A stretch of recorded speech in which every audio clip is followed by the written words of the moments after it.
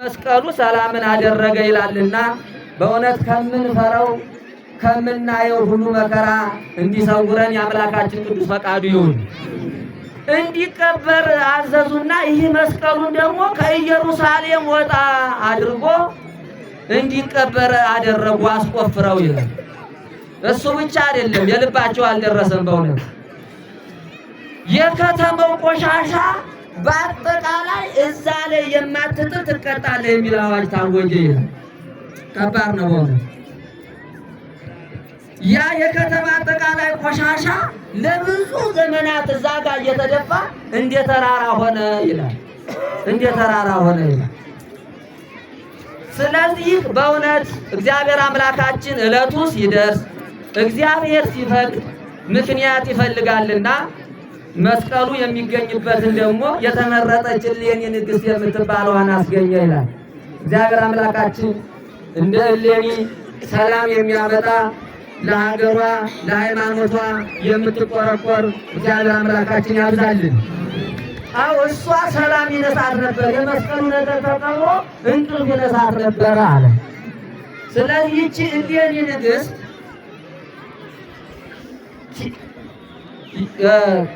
እግዚአብሔርን የምትፈራ ሰው ነበረች። ስለዚህ ውድ ባለቤቷን አግብታ እግዚአብሔርን እያከበሩ በሰላም በፍቅር ይኖሩ ነበርና በእውነት ያ ተርቢኖስ የሚባለው ባለቤቷ በንግድ ይተዳደር ነበረ። እንግዲህ እግዚአብሔር አምላካችን የሚሰጠን ብዙ ነው።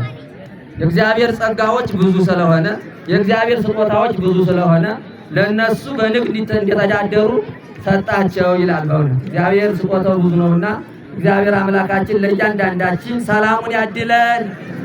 የናፈቅነው ሰላም በእውነት ዛሬ ብዙ የምንፈልገው የጠፋብን ብዙ ነገር አለና በእውነት እንደ እሌኒ ያለዋን ተቆርቋሪ እንደ እሌኒ ያለዋን የልብ ጸሎት ተቀብሎ እግዚአብሔር አምላካችን አንድነታችን እንዲመልስልን ቅዱስ ፈቃዱ ይሆንልን። በእውነት እንግዲህ እንደው ዘንድሮ ራሱ ብዙ ነገር ታስቦ ነበር። በእውነት ይሄ በዓለ መስቀል ትልቁ የክርስቲያን ዋና የሰላም አሻራ ሕይወታችንን ያገኘንበት ጸጋ ነሳይነ ወሕይወተ ረከብነ በኃይለ መስቀሉ ለኢየሱስ ክርስቶስ ሕይወታችንን የእግዚአብሔርን ጸጋ ያገኘንበት በመስቀሉ ነውና በእውነት ይህንን መስቀል ደግሞ ከዚህ የበለጠ ያለ ስጋት ያለ ፍርሃት በእውነት እግዚአብሔር አምላካችን ሰላሙን አበጅቶልን መንገዳችን ሁሉ ሰላም ሰላም እንዲሸት አድርጎልን በደንብ ያለ ስጋት በሰዓት ከወዱ ጀምረን ደግሞ እንድናከብር አምላካችን ይፈቅድልን። ይኸው እንግዲህ ሰዓት ይገድበናል። የእሌኒ ግን ብዙ ነው ታሪኩ። በእውነት ታሪክ ስራ እንዴት ነበረች፣ እንዴት ታማኝ ነበረች፣ ለትዳሯ ለባለቤቷ ለሃይማኖቷ የሚል ብዙ ነገር አለ። በእውነት ዛሬ ቢነገር የማያልቅ ነውና በእውነት በድጋሚ እንኳን ለብርሃነ መስቀሉ በሰላም አደረሳችሁ።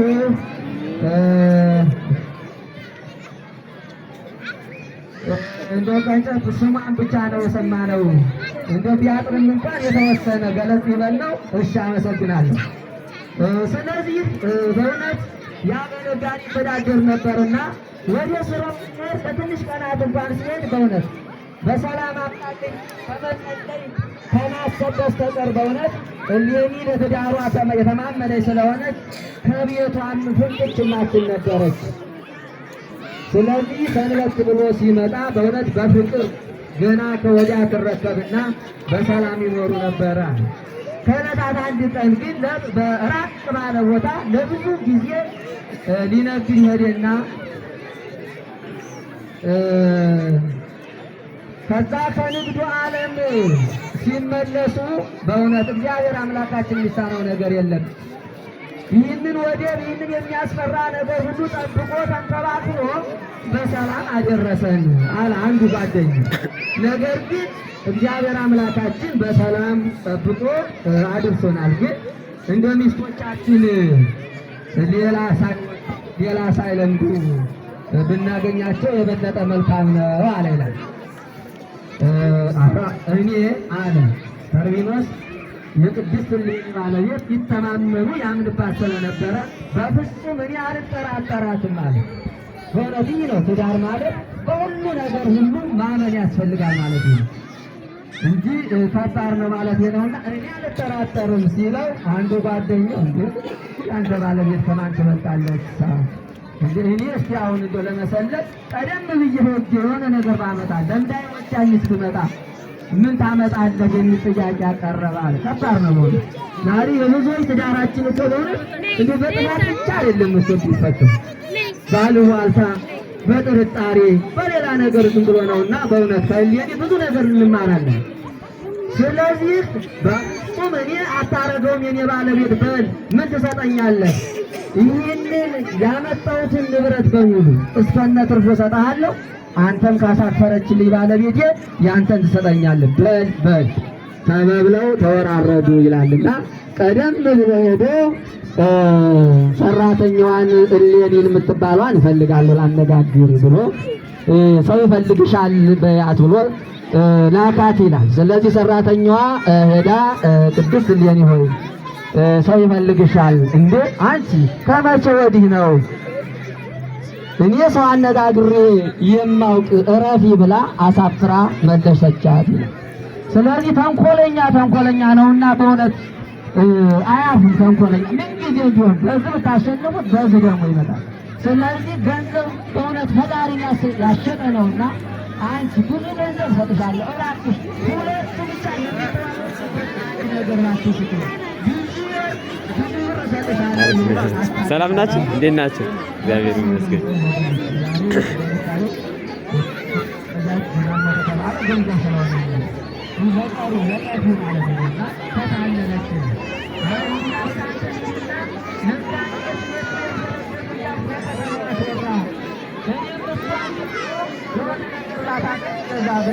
መለሰችዋልና እሺ እንግዲህ ብሎ ሞቱ በከተማ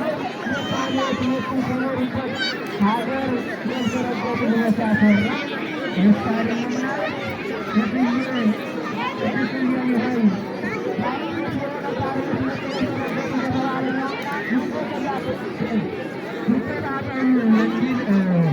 ነገረቻት ይላልና በእውነት ያው ስላመነች እሷም ተስተነጋጋ ተባበር ጀመረ። ስለዚህ ሁለቱም እንደሚተዋወቁበት ሀብል ነበረ ይላል። እንስሳ ስትነዳዳ ያቺ ሰራተኛ ደግሞ በገንዘብ ተታላ ያንን ሀብል ይዛ ቆየችውና በእውነት ያተንፈለኛ ተቀጠረችው ቀን መጥቶ ያን ሁለቱም የሚተዋወቁበትን ሀብል ይዞ ተደስታ ወደዛ ወደ ጓደኛ ወደ ተርሚኖስ ሄደ። አላልኩም እንዴ በፍጹም አንተ ውሸታም ምን ምልክት አለ ምን ታመጣለህ ሲለው ሁለታችሁ ትተዋወቁበት ሲለው በእውነት ደነገጠ ይላል። ዛሬ ብዙ ውሸቶች እውነት እየመሰሉ ብዙ በዚህ ምንድን ነው የሚባለው ሁሉ በዚህ በቴሌቪዥኑ በምኑ በሞባይል የሚታየው እውነት እየመሰሉ ሀገር እያጠፉ ነው እግዚአብሔር። ስለዚህ እውነት መሰለው ማለት ውሸት ሲደጋገም እውነት ይመስላልና በእውነት ያንን ሀብል ሲያየው እውነት መሰለውና ደነገጠ ይላል። ይኸው ተነጋግረዋል ውሸት የለምና አስረከበው ይላል። ከዛ ወደ ባለቤቱ ሲሄድ አዝኖ ተክዞ አየችውና ምነው ወንድሜ ጌታዬ ሆይ አዝነሃል ተክዘሃል? ለጥቂት ቀናት እንኳን ተለያይተን በእውነት እንዲህ አይደለም ያንተ አመጣጥ ምንድን ነው ያዘነ እንዴ? ስንት ዓመት ሙሉ የፈጀሁበት ንብረት የማዕበል ፈጀብኝ። ማን ይወሰዳል? ሴቶች ነው ሄደች ወይስ ሴቶች ላይ አንገት ላይ ነው? ለምዬ መኖራችን እና አንቺ ወዳጅሽ ብዙ ነውና በእውነት መኖር ትችያለሽ።